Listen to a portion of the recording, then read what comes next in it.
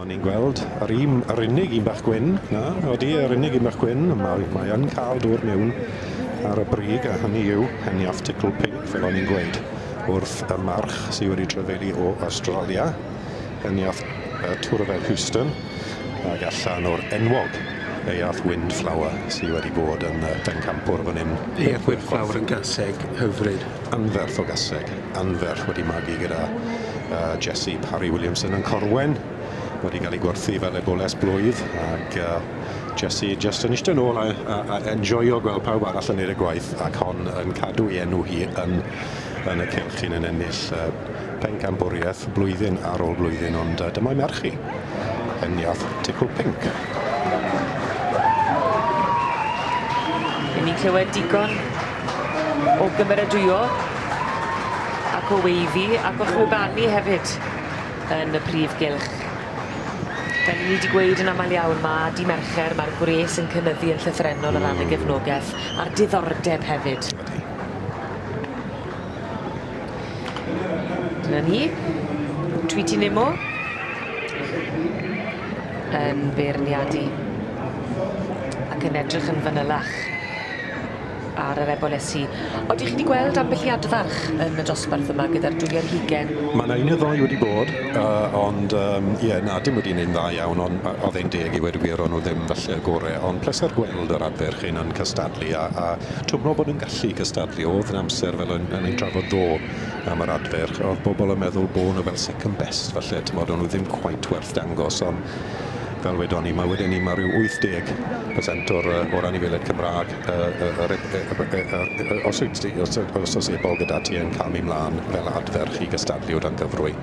Ond dyma ni ar hyn o bryd, eboles yw i sy'n cael y swydd gynta, Euarth Ticl Pink, a fi'n gwybod bydd y person sydd wedi magu y march Tŵr fel Houston yn y stondin heddi yn cael pleser mawr gweld i gwad hi yn ennill yn y wlad hyn, Wendy Trimble, brydfa Tŵr fel. Ac yn ail, fel gath aros, Thistledownshire Class. Cynta ag yr ail, a mae weld bod y ribannau yn mynd i'r ddoi na. I ni'n gweld yr ysgwyd llaw, i ni'n gweld trosglwyddo, y garden goch a'r heba goch, a gair o ddiolch fyna gan y tywyswr a'r un sydd wedi dod i'r brig yn y dosbarth yma i Ferlod Cymreig. Yr adran B, yr eboles blwydd o'd Euarth Ticl Pink yn mynd â hi a llon gyfarchiadau gwresog i Richard Miller a Meirion Davies, y perchnogion.